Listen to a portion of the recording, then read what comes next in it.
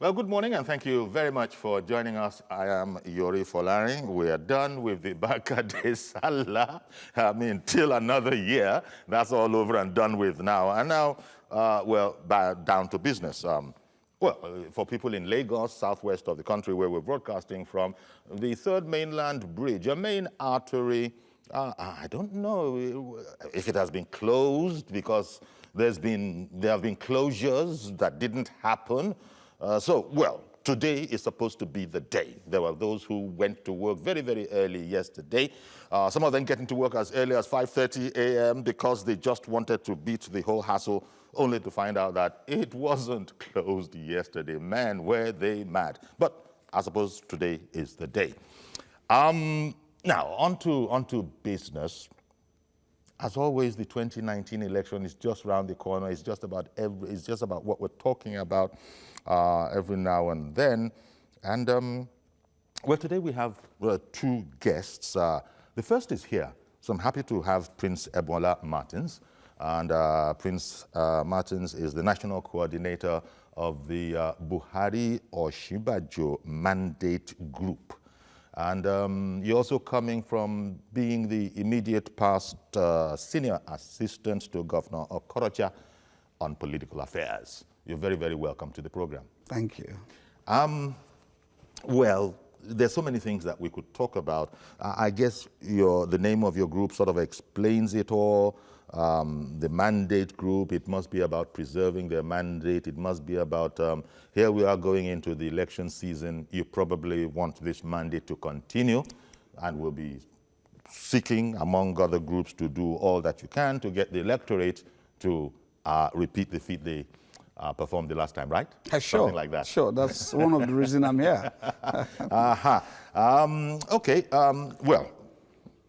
We wanted to talk generally, about the polity. As you just said, that's one of the reasons you're here. We didn't invite you here to come and promote the, Buhari Osinbajo Mandate Group. That's not why we invited you here. No, I know that. But when you said that's one of the reasons I'm here, I needed to clear that. No.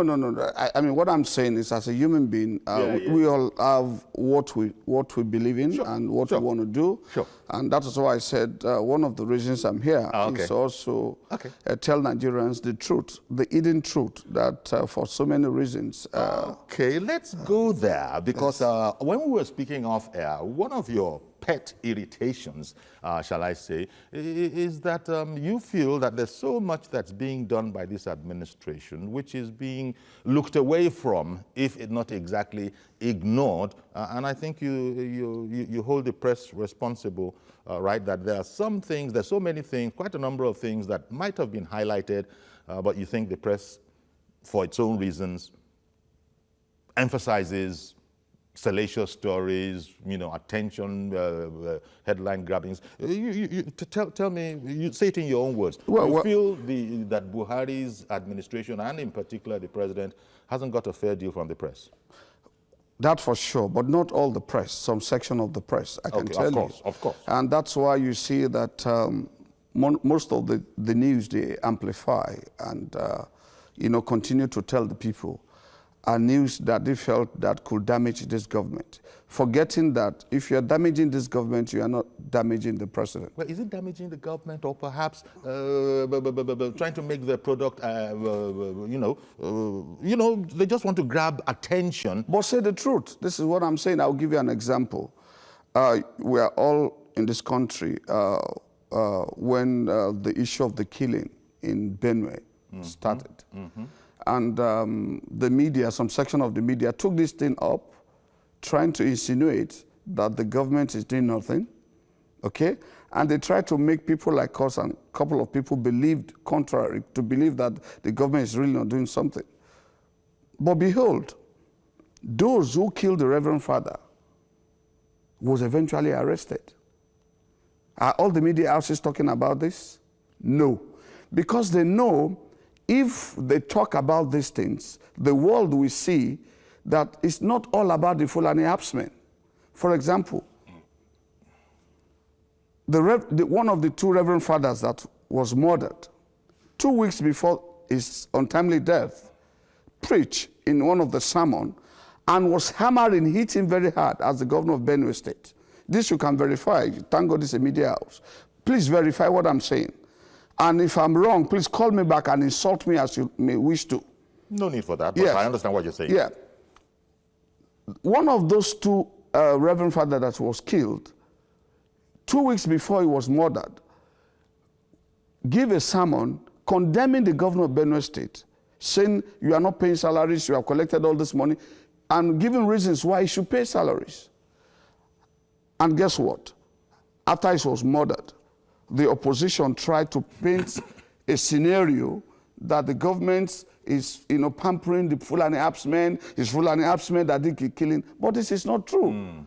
Now, these guys who were arrested, those who did the killing were arrested. One of them, the governor of Benue can tell the world now that it's not true. I'll be glad to come back here. Let him just say it's not true. One of those who are part of the killings happens to be one of the aides to the governor of Benue State. And he's not a Muslim.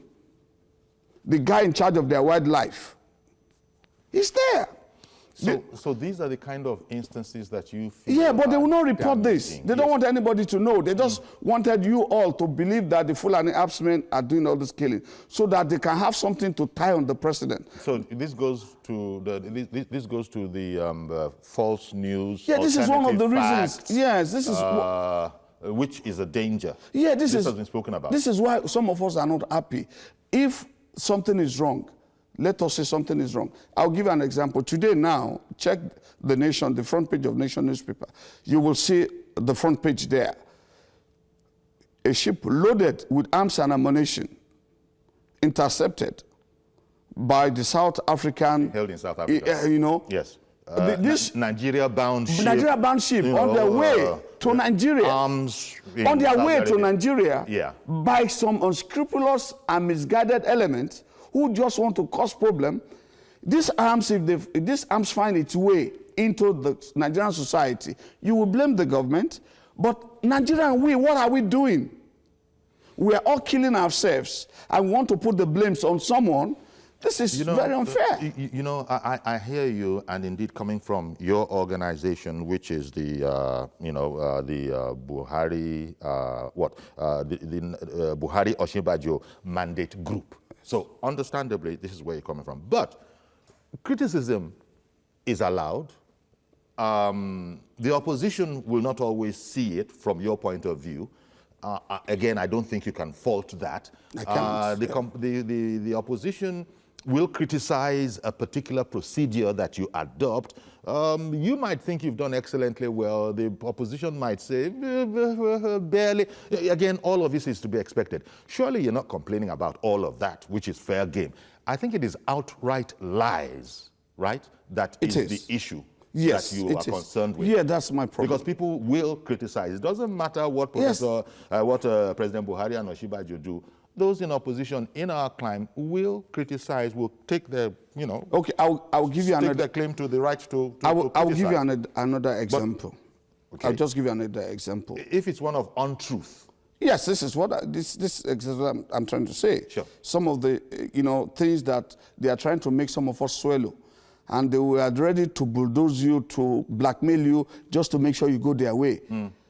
In the past administration, you were all aware that over 2-point-something billion US dollars vanishes from the National Security Advisor's office into private pockets. Money that is meant to buy arms to stop the Boko Haram people. Now, some of these people who are crying today, we are part of those who took part of this money. They were not bothered that the money they took at that time has led to the killings of thousands of people in the same northern region. They are now pretending to love much more than everybody today. They didn't see it at that time that if those arms and ammunition were purchased and those military guys were well taken care of, that today, those people that have been killed today, maybe they will have still be alive. They took those money, they protect themselves, control the social media, control the media. They didn't talk about it. Now, those loophole of such money has been blocked. Now, something happens. Boko Haram is being sent away gradually. They move it now to Fulani Absmen. The past government is Boko Haram. Now it's Fulani Absmen. Which one is going to come in another government? Some people are just playing with our head. Well, This is the problem. Well, again, I hear you, but the Nigerians are not as gullible as a lot of people would like to think. I agree. Because alongside efforts of people, organizations like yours, the government is also doing all it can, to, give the lie to a lot of these, inaccuracies, to put it delicately, that sometimes the opposition gets a bit over enthusiastic from the point of view of APC, and there is no shortage of rebuttals from the presidency. But I get what you are saying. For example, I think day before yesterday or so, there was suddenly a news announcement of the timetable and dates of APC primaries, for example. Now, this was entirely unknown to the APC. Now, maybe you could say that's mischievous. Maybe that kind of a thing doesn't really concern your organization, but it's part of the general untruths. APC had to deny that. What are you talking about? When we have till October to announce the date, we have not announced the date. It will not be a secret, but please disregard any information. So there are confusionists, and I don't know if it is fair game, but let me just tell you this. If the president of Nigeria, President Muhammadu Buhari, goes on holiday to take care of himself, rest, yes, and some people who has been on the social media, on the media, of course, can come out bluntly and announce to the world that the president is dead, and they can stand and say they have a proof. Yeah, that happened a long time ago. Yes, what kind of lie do you think these people would not lie? If a man can tell the world that they have a proof that the president is dead, they have a proof, that's what they said. And at that point, some people believe them because they trusted these people so much. And at the end of the day, they see the president is alive. Now, that's to tell you that they will do everything. But it also works against them because, as you said, people believe them. Now, people see that you fell flat on your face. That was an outright lie. Yes. How am I going to believe anything else you say? So there's a sense in which these people sort of, those elements, those segments, also work against themselves. But, again, I've got to say it. Criticism is allowed. It's not all that that APC does that will be satisfactory to, PDP. Sometimes they come alongside. Like, for example, when the president, there's a sense in which you could say a sort of something of a coup when he declared June 12, the Democracy Day. Now, all across the board, whether you're a PDP, whether you're APC, they say that now that is a BAM move. Nobody could deny that. It doesn't mean there weren't 2 or 3 or 4 or 5 people who still said, no, don't think that all is well. So we cannot perhaps have what you might want, being the name of your group, being what it is, which is just keep on, recognizing, appreciating efforts, and hardly any criticism. I don't know, they say all is fair in love and war. It sometimes gets a bit tedious, But I agree with you, but the point is, okay, let me give you an example. When I was on my way here, I spoke with a couple of my friends. One of them said to me, hey, Prince, if you go on air and say the truth the way you have been saying, yes, some people will come after you because they don't want you to talk, to say anything that will, say the truth that will make the government to be seen as being right. But then they'd have to come against a horde of people because so many people are actually in this quest of yours. I said the fact of the matter is there are some things that is very clear that you cannot hide. One of it. Before the president took over the mantle of the leadership of this country, I challenge all Nigerians. I challenge everybody, both the opposition, both those in APC and PDP. And by the way, there are some great people in PDP also.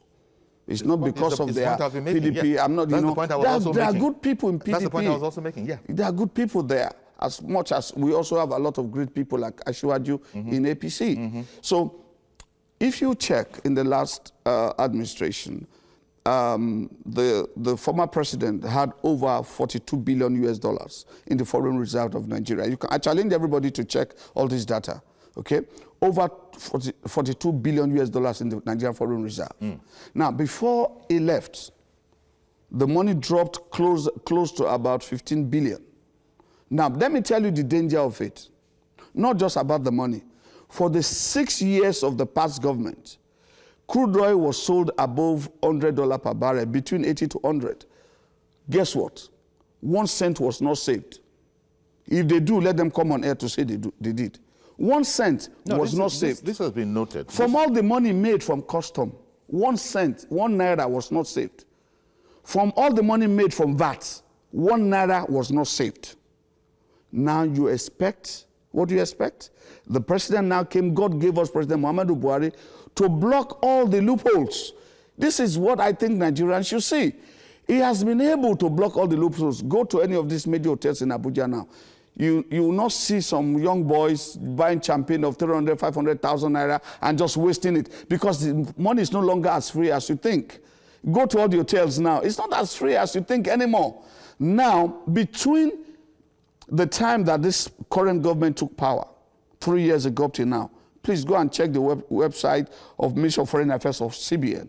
Nigerian government as today has been able to save above 52 billion US dollars in our foreign reserve. Go and check. Okay. This is just to tell you that this man called President Muhammadu Buhari is not a man that you can rubbish with corruption. And that's why you see that they are looking for another way to bring him down. Okay, I hear what you're saying, but let me also say that we're opening the phone lines just in case there are alternative viewpoints to this, because we'd like to hear them. It's a free forum. The ideal really would have been to have perhaps, your opposite counterfoil in the studio, somebody who wants to rebut. But it's not always that we can get exactly what we want. I can be back here if you can get that. Of course, but as I said, we're opening the lines. In fact, I'm sure, it's not that I feel, I'm guessing, I'm sure there might be people out there who might see it differently. If such is the case, by all means, just pick up your phone and let us know what you feel, how differently you feel about this matter. But that has nothing to do with the clarity of your vision for your group. And by the way, could I just find out, so your group, the Buhari Osinbajo Mandate Group, who pays for your group? Who set it up? Does Buhari or Osinbajo have anything to do with your group? No, they don't. We just did it on our own. And of course, we also have to make our attention known to them because we are supporting the policy of the government and we are supporting the continuity. So we have to make it known to them. So that's why we are, So I just wanted to find out if either of those two, eminent persons, if they had any part in the forming of this group, or if there is any sponsorship coming from the federal government for your group. But you've just said to me, it's an initiative, because there are quite a number of these kind of initiatives. Even if you go on social media, you will find a Buhari support group. It's all over the place. But it's well. Let me just clear something. Sure. I'm also a member of the Presidential Support Committee. Okay. I'm a member of that. By the reason of me being the national coordinator of this group, I'm a member of that. Okay. And I know that, if you also know, President Muhammadu Buhari is not a man who will just give money anyhow to anybody. Even the opposition knows this. So if you think you have any group you want to go to the president, you are deceiving yourself. He's not the man who is going to do that. If you believe in this government, for the safety of the unborn children, we have to do something. Okay. We cannot afford to return this country back to those people who see it as business as usual. Okay. Emmanuel in Kaduna, good morning. Good morning. How are you, sir? Very well, thank you. Please inform my friend sitting with you. No, you just go ahead and make your comment. Speak, he can hear you. I think we need to know that when a human being is killed, it's more than any other thing. So if his brother or father has been killed by herdsmen, I don't think he'll be able to vote for anybody who is in government. That's my comment. Okay. Thank you. Thank you. Okay. Did you get the import of his comment? Yes, I get it. I think what he's saying is that it's all right for commentators, but when it's your wife, your daughter, your uncle, your father etc. It strikes home, and I think what he's trying to say is that it wouldn't be made light of if he thinks commentators are able to make light of such unfortunate incidents. Okay, this is exactly what I've been trying to say. The word Fulani harassment, I'm not a Fulani man, but I will be truthful to myself and to my conscience. I just gave you an example of what happened in Benue. If it is not true, let the government come out and tell the world that it's not true. Of course, it is true. Why don't you let us call a spade a spade? The truth is not always put out there, seems to be the point that you are making. This is my point. Okay, before I was born, sir, you can verify that yourself. There have always been issues between Fulani herdsmen and farmers. I have a farm at Ibadan here, and we have some Fulani people with their whatever there. We have never had an issue, okay? The fight between Fulani herdsmen and, and farmers has always been there. But politicians at that time didn't use it as a tool to fight the government. This is my point. But right now, they are taking advantage of this, using the tool, using and sponsoring people to do all these things. This is my own point. It's bad enough for one single person to be killed. It's bad enough. But the point is we should not bring politics into the life of people, because the people that are doing this killing will be so glad. Okay, let me just go back. This ships that is loaded with arms and ammunition. Now, from the records we have from this report, Nigerians can get to this nation and see what is there. For the past, between 2007 up till date, over 21 million, 21.7 or thereabout million of arms and ammunition has been pushed to Nigeria illegally. You can check. Who is doing the pushing? This is the what problem. People would want to know. Who are these faceless, nameless people that are doing the pushing? And I imagine that's the problem for government and people, all well-meaning Nigerians. Yes, that's why we all should support this government to be able to get at all these people. These people are happy now because they want to make a lot of people enemy to this government to have their way. Okay. And they will continue doing what they need to do. The kind of way our thoughts are being couched, okay, it's okay, but that's why we've opened the phones for possible rebuttals or possible dissensions or possible outright, no, you don't get it right. Let me tell it to you the way it is. Whatever, no holds barred. Anekwe in Dublin, good morning. Yeah, good morning, Yori. Good morning. Not in Dublin, eh? Where? Dublin, UK. Oh, okay, Derby, UK. Yeah. Go on, please. We can hear you. Yeah, Derby County. Okay, Derby County. Yeah. Welcome. Go ahead, please. I just want to disagree with your guest I want to disagree with your guest. I could have bet on it. Yuri, I could have bet on it. Last 3 days, I watched on your own television, TVC News, where one of your investigators went to the village where the Reverend Father was killed. He interviewed all the old women, all the villagers, and they confirmed that they were there when the Fulani headsmen were shooting that Reverend Father, and they were shouting, Allah Akbar, Allah Akbar. Why should this man come here who did not know any road to Benue and come to deceive the whole world that the Reverend Father that was killed was from the church? How can he be deceiving the whole world? A man like you is very, very wrong of you. I wish that Reverend Father is your brother. Then you will know what to say about it. Thank you very much, Anekwe. Appreciate your call. Really appreciate your call. You see, these are reasons why we are in this mess. People don't want to accept the truth. They don't want to say the truth. This is the problem. This is the problem. You call it a mess. I mean, well, if you want, a situation. The situation we have on our hands, where truths are what it's they are. It's difficult for people. But, let me give. If it is not true, I'll repeat again. Let the Benue State government come out. You are in Dublin or you are in UK. You don't know. I go to Benue all the time. I know all this. Let the state government come out to say it's not true. one of my staff was not part of it and is not singing like a parrot with the police now. Let them come out before you start saying it's not true. Please, this is what I'm saying. You know, even though what you are saying is your truth, because you are out there, you are investigating it, you are close to the... Please verify it for them, please. So, but the point I wanted to make is that there are aspects of it, of your whole presentation, that, you know, are indeed of a partisan nature, and you're not apologizing for that.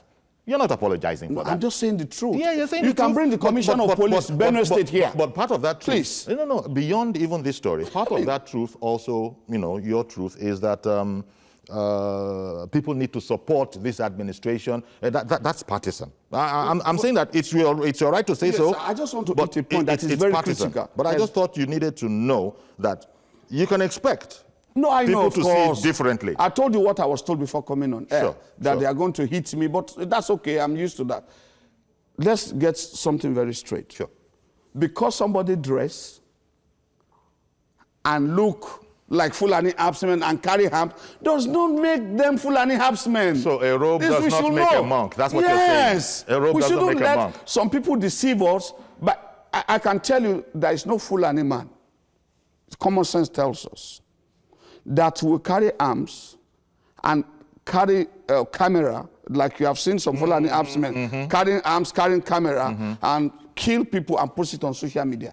You can't say a Fulani man who will carry arms to kill people and carry cameraman, show me to the world that this is what I'm doing to destroy my brother's government. Please, but now. Wait. That doesn't mean there are no issues. That doesn't mean... Common sense dictates again. Yes. But Boko Haram is putting videos out on there, on the social media, in a different context. Because we already know that they are Boko Harams. They have told us what they stand for war. They have to from day one. Larry in the UK, good morning. Larry in the UK, I think I just lost Larry in the UK. See if you can get back into us. You know, I think I'm hearing what you're saying, that you seem to be saying that the public needs to be very, very alert, and a robe does not make a monk. The fact that you dress in a particular way, stereotypically people will say you are somebody. Yes. You are saying, and you are, you know, countering Anekwe, who called in from Derby County, that, look, he says, when investigative reporters went, there were women who were saying that it was in their presence that, you know, some crimes were being committed.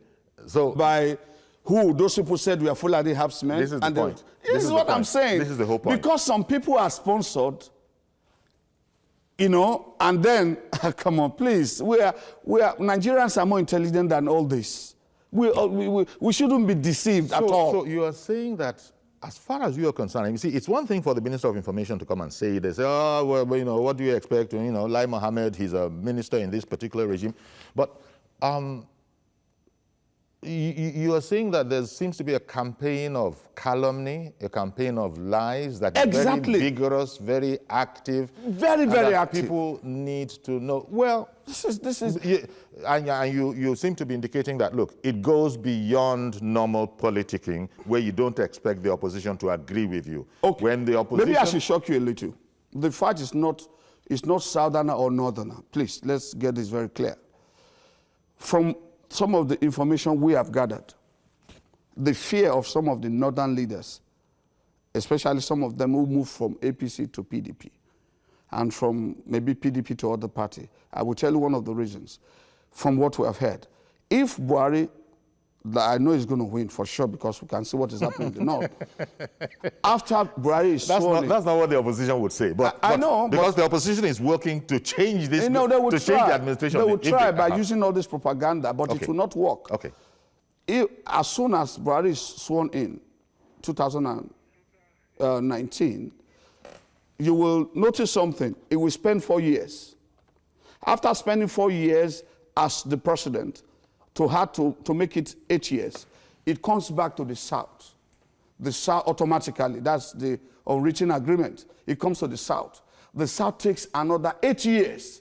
Now, that 8 years to another 4 years and some months now of Buhari, that makes it about 12 years plus. Had that 12 years plus to all those northern elites who wants to be president of Nigeria by force, Add it to it, you know they're already out of the equation. It's the younger people that will come up. This is why you see some of them are so desperate that they cannot allow this thing to go. Now, if they lose this, they have to forget the presidency. Okay, so what you're doing is you're providing reasons for what you call a campaign of disinformation that is going on right now. Exactly. Peter in Banana Island, good morning. Good morning, Mr. Yori. Please go ahead, sir. Yori. Please go ahead, sir. Good morning to your guest. Good morning. Good morning. I want to agree with your guest that most of the things you've said, fine. They might be true, but there's a little problem. You said that they want everybody to stay with the government, support the government. Nigeria supported this government from day one. That was why Buhari came into power. So for the first 2 years in his government, why did he not use that 2 years to trash out all these problems and point out all the bad things? At least you, the way you stand, it seems you know a lot about government, a lot about Buhari's government, a lot about his enemy. Why did you people not advocate as of that time to Nigerians so that we will know these are the problems we should be facing, these are the challenges that are coming, everybody will fight for it. Why are you not saying it now? When people are crying, people are dying, Nigeria now rated in the world as one of the poorest nations in the world, where people, about 80 million people are poor. Okay. Come on. How can I say this question? Why now? Okay, Peter. Buhari had all the time, you yourself had all the time to tell Nigerians, look, enemies are going to come like this. We know there's possibility of what you are saying, but it's too late to start saying it now. Okay. Thank you very much, Peter, in Banana Island. Well, thank you very much, Mr. Peter. God bless you and God bless Nigerians. I want to tell you that to a large extent, Mr. Peter is also correct. Which is complimentary, because he started off saying that, you know, to a large extent, what you are saying is correct. And now you are saying he is also correct that you didn't shout at the time that you should have shouted. Yeah, that's what I'm saying. That's to a large extent is correct. And the reason is very simple. Okay. The reason is very simple. You can see some of us, we had to do this thing from outside because we realized that if we all keep quiet, for the information of Mr. Peter, I was among the very few people who sat with the president immediately after the election, before the swearing in. I was among those who sat with him when somebody from Central Bank came to present the situation actually from debt office, the situation of the economy, what was happening. And on that day, God is my witness, I felt sorry for the president. We are about 6 or 7, including the late Senator Booker, you know. I felt sorry for the president because when I saw the damage caused from what was presented to the president, I knew that there's going to be a lot of issues. When you say you decided somewhere along the line that, wait, we can't go on keeping quiet. We can't go on like this, and we can't go on keeping quiet. We're going to do our own effort for whatever it is worth. Are you indicting the machinery, the information machinery? Because oftentimes it has also been said that communication is not forthcoming from within this administration where it is needed. Are you also leaning in that direction as well? Let me tell you, I cannot speak for any of those who work for the president. No, I'm not asking you to do that. But I'm asking whether you are satisfied with the flow of information when needed, as needed, from within the presidency. Obviously, I'm not satisfied, for sure. If they are doing that, some of our jobs will have made a little bit easier, okay? And this is why we're calling on them, you know, to really stand up. The Minister of Information is trying his best. I can tell you that. Garba Shehu is also trying his best. You know, Additional is also trying his best. But their best, you may not see it. Why? Because the president is not the man who is going to give you money to pay people to sit on Facebook and be writing this. The president is not the man who will tell you, just give people money, give bloggers money to do. He's not that kind of a human being. This is the reason why you didn't see any propaganda. The president would not waste the money of a common man to do any of those stuff. Yeah, but wait a minute, sir. Yes. Information dissemination costs money. Anywhere, go into marketing, go into governance, it costs money unless you want to be winking in the dark, as they say in marketing. and who can tell you've been winking?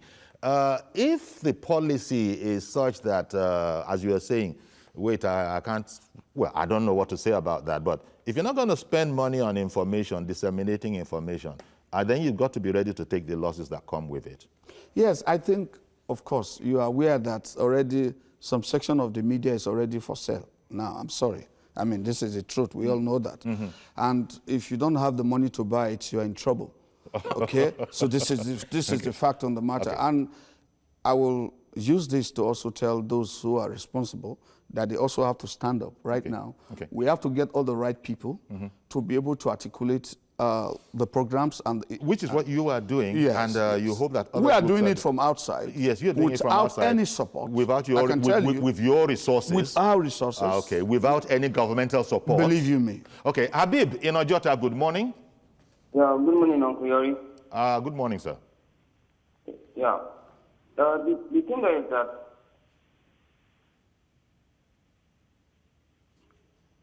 please continue, Habib. Yeah, good morning, Uncle Yori. Good morning, sir. Yeah, the thing there is that it is obvious that there are some people in Nigeria that they are very comfortable with the narrative of corruption, and the need for change is necessary. So they themselves need to fight back. It's natural in life because change is inevitable. So what I'm concerned as a citizen of this country is just good governance. Whether Buhari emerges the president in 2019 or not, that's not the real issue. The real issue is governance, leadership. Because if Buhari does not even emerge as the president of Nigeria, will it be my grandfather that will be the president? It does not really matter to me. But governance. And those people that are spreading fake news should know that they are part of the problem of this country. Because whether we like it or not, fake news will go far ahead than even the killing. Because most of the things that happened in Israel, like I think in Rwanda, it was from fake news that they started killing themselves. So those who are spreading fake news should know that they're part of the problems. And for our young ones, they should know that leadership is key. It's not about an APC person or a PDP person, because the two parties may not even really have the solution to the problems of Nigeria. But we need leadership. It's as simple as that. So what's the difference between a leader and a politician? A leader will do what is right, but a politician will always seek a way of coming back to government. Yes. So we need leadership. That's what we're really missing in Nigeria. Once we have good leaders over there, everything will go right. All right. And one other thing again, for those spreading fake news, there's an article of the prophet that says, he who spreads fake news will not enter paradise. And be sure that if the person does not enter paradise, definitely hell is the next option for him to enter. Wow. So those who are spreading fake news should be very, very careful about what they are doing. Thank you and good morning. Indeed. Thank you very much for calling in.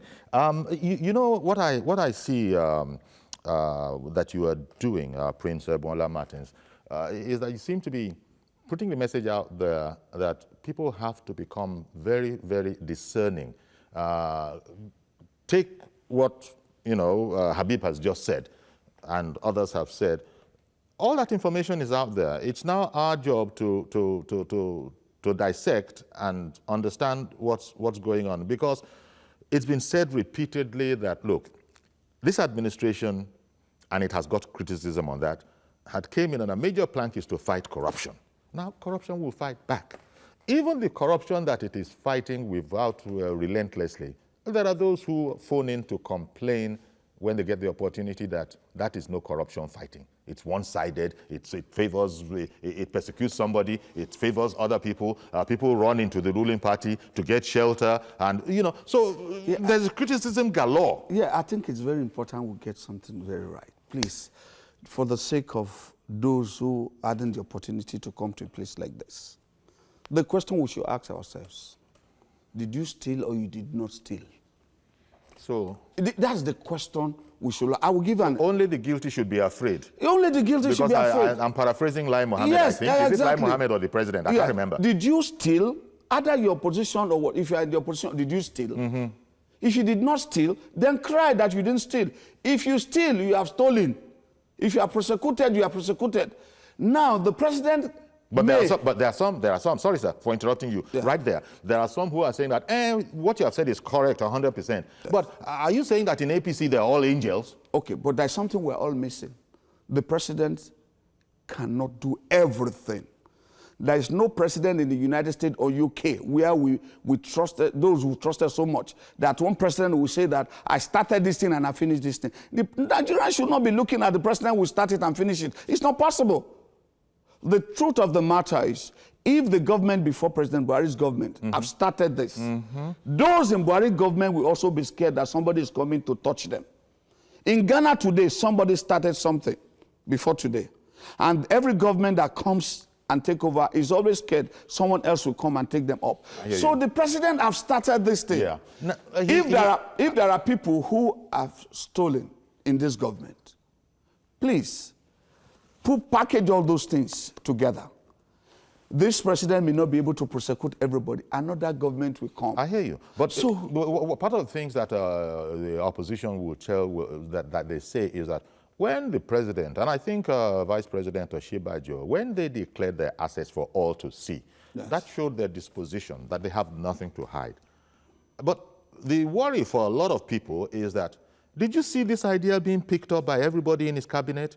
Did you see this idea being picked up by every state governor that is of APC, where they all voluntarily go there, and everybody began to see that, well, you know, it's what is the grammar now? It's obligatory, it's not mandatory, you know, that people, so again, hiding within their eyes. The president knew, nobody forced him to do it. When he did it to set an example, I think Oshibajo followed. I don't think I'm wrong. Yes, that's correct. Oshibajo also declared his assets. This is all I have. That's correct. Have you seen anybody from within the ruling party, not to talk of opposition, towing that particular line? But let me tell you something very, very important. Sure. At least the president have started. He did. He did. Okay, so we are already starting now. Something have to start. So half a loaf is better than none at all. Yes, but let me also draw your attention to something that is also very important. One of our mission is to bring together Nigerian youth. Is to bring together Nigerian youth to work, you know, with the president. Because if you don't have access to the president as youth, yes, how can he identify you to put you in the position of authority? The reasons why you have these same people, of course, the president. You know when the youth went crazy? You know recently when they went crazy because they were being, they thought they had been described as lazy. Maybe because some people just want to Of course, use maybe facts were twisted and that this kind of thing. Is what they do. You know, facts were twisted. This is what I'm just going on to show you how it's bloody out there. Yeah, I want to give you okay. Dele is in Ojo. Please hold the thought. I'll come back to you. I don't want to lose Dele, who has called in. Good morning, Dele in Ojo. Good morning, sir. Thank you for calling in, sir. Yeah, I salute your courage. I also salute the courage of your guest, Prince Ebola. It's a known person to me, and I'm grateful that he's here this morning analyzing the issue the way it is. You see, those who are calling for Buhari not coming back to 2019, they know themselves, and they know what they are up to for Nigeria. Their purpose is not to bring the integrity of Nigeria in a position that it's supposed to be, but to continue the system the way it was. And I believe that the issue of corruption, Mr. President is on the right path. But one thing I want to suggest, and I want to suggest to you, Mr. Prince Ebola, is that the presidency has to look to his cabinet. There are some people who are actually portraying the president in a bad light. Let's give a spade a spade. There are some areas the president has to look, especially in his speaking cabinet. They are not taking to the president's vision. Thank God the DSS has gone. Another month to go. But wait now, Dele, where is the evidence for everything you've just said? Oh, you don't have the evidence. The evidence is there. Hello, sir. Hello, sir. Yes, I can hear you. The president has to review his cabinet. Okay. There are some ministers who are not working to the president's vision. Okay. That is my suggestion. All right. I pray that the president will come back 2019, inshallah. Okay. Nothing will stop him except God Almighty. Okay. No opposition can stop Mr. President. We love him, we love what he's doing, and our generation is happy with it. All right. God bless you. Thank you very much. Thank you very much. And that will depend on the electorate. And when the gentleman referred to courage, I was a bit surprised. What courage are we talking about? Because we're just saying what every Nigerian, quite frankly, has been saying. Maybe we're aggregating it into today. But thank God for the Nigeria that we have today. We can speak, unlike some other African countries. where you can't speak as freely as Nigerians can speak. Yes, So I don't think any Nigerian is criticizing that. Yes, I know, that's for sure. But there's something I think is very important. Sure. This goes to the Nigerian youth, okay? Okay. One of the reasons why most of the youths have never been part of previous government and most of the government is because we are always thinking that one Baba somewhere has to be our leader in our local government, has to be our leader in our state, and all that. So we're adding this direct access to the leadership of the country. Check all the government that has ever been.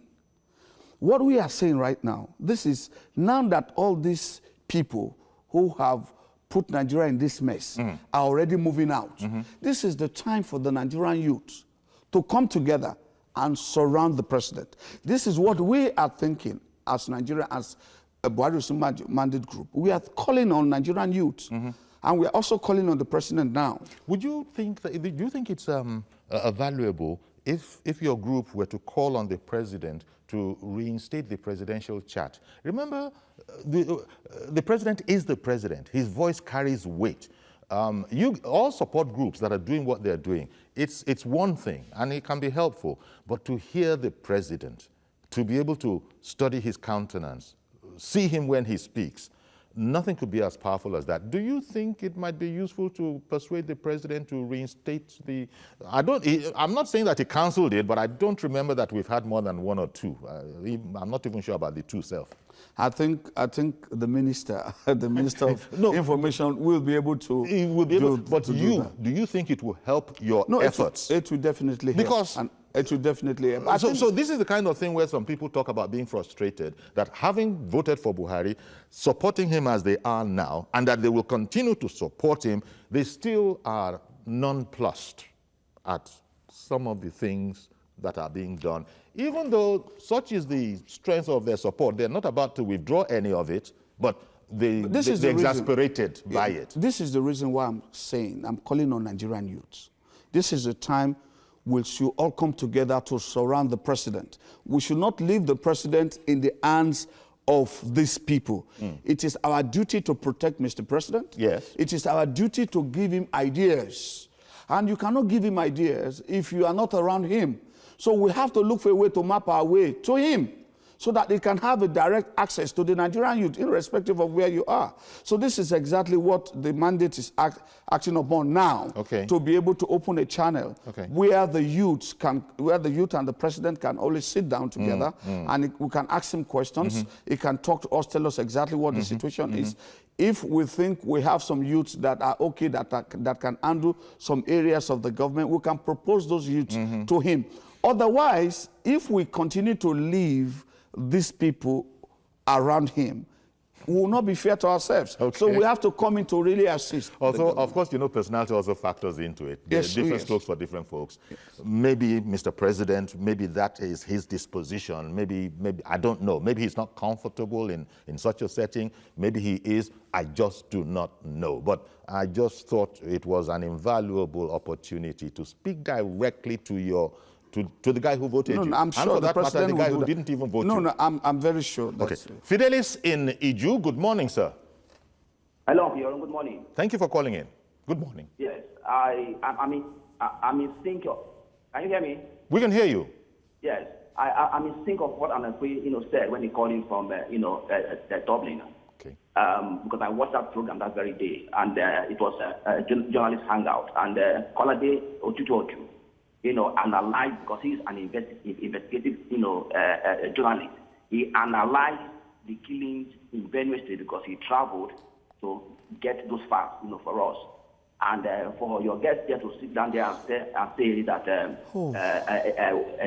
trying to indict one of the aides of the governor is very abysmal. But Fidelis, are you saying you heard on that program where it was specifically stated that Fulani herdsmen were culpable? Yes. I can hear you. Yeah.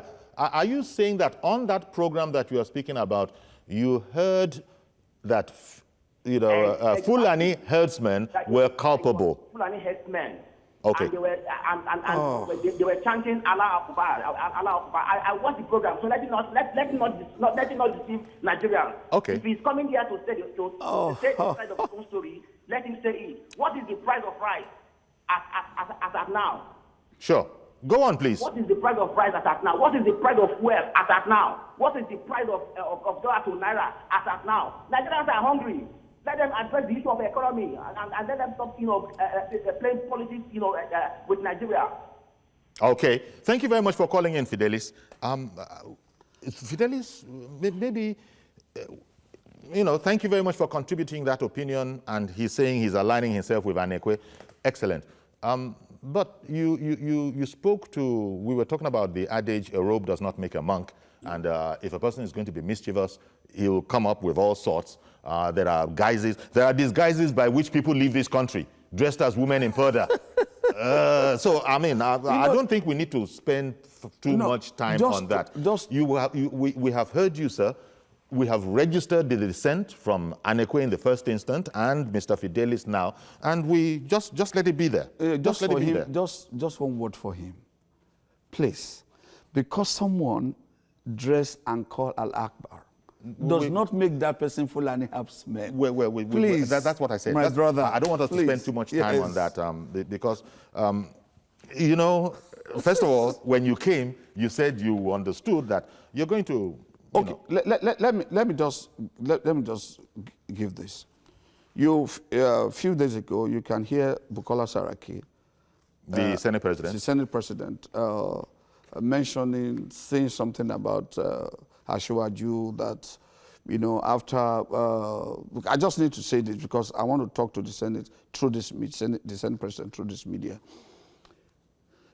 I wish Bukola Saraki is aware of how Senator Bola Ahmed Tinubu has affected the lives. Why did you call him Bukola Saraki and not Senator Saraki or Senate President Saraki? Okay, I will call Senate President Bukola Saraki, the Senate President Bukola Saraki. I wish he's aware of how Senator Bola Ahmed Tinubu has affected the lives of an average Yoruba man positively. Not only an average Yoruba man. I can tell you that he has affected the life of so many people in this part of the world. There are some people who are even tailored. So what's the point you're making? What I'm trying to say is why did you bring that up? Yeah, I brought that matter up because some people just want to get some cheap points, just to say some certain things because they're in the position to speak to the media. So they want to take advantage to say that. That's why I just want. Okay. What I'm just trying to say is that we know our own and we respect our own. And we know that Tinubu is one of the most, honest politician and leader we've ever had. Okay, I think I'm going to have to stop you there. But thank you very, very much. It's your heartfelt opinion. Yeah. Thank you for that contribution. Now we have Joe Ibokwe on the line. Good morning, Joe. Well, Larry, how are you, sir? Very well, thank you. I'm sure you this morning. Yeah, great. I'm sure you're going to have to be able to shed light on the timetable that has been disowned by the party. Tell us about that. The primaries schedule timetable. Okay, I saw it and I thought it was the authentic one. Even I didn't help in spreading that. Only for me to hear that it's not the authentic one. And there's nothing we can do. And abide by what's going on. Wait a minute, Joe. Give me a break here.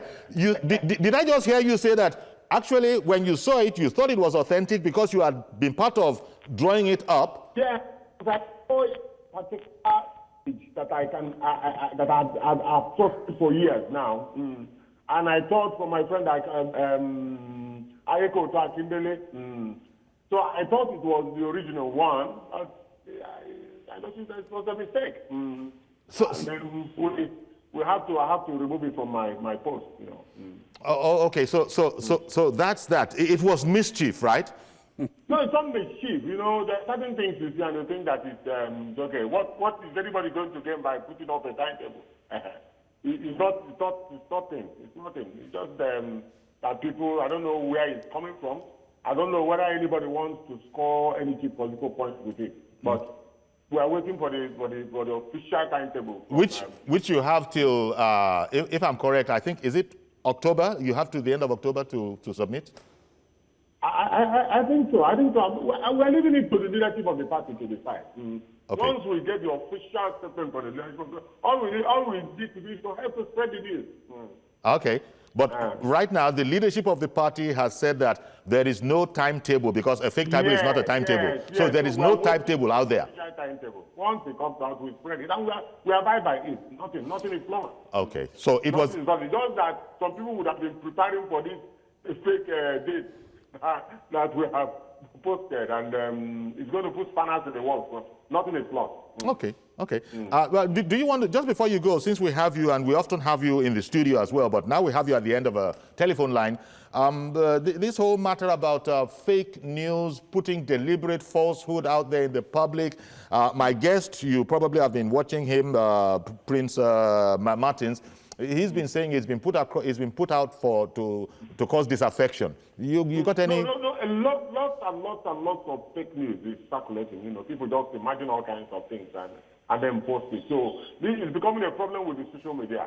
But we that play the game in the social media is also be very careful, including myself. Fake news are found. People create all kinds of stories to create disaffection, in the land. Indeed. You have to be very careful whenever we are posting and trace this source, find this source, and then before so that we don't deceive people. There are people who are out there in the social media to create mischief.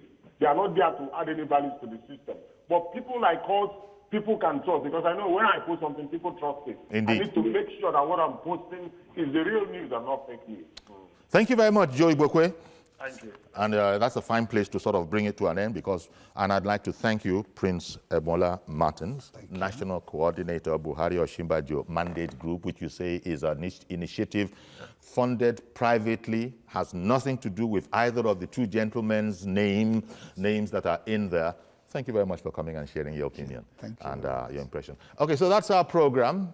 I almost said please join us tomorrow, as I'll always do, but I have to amend that to please join us on Monday for a fresh edition at 10:30 in the morning. I'm Yori Falani. Do have a great weekend. Bye-bye for now.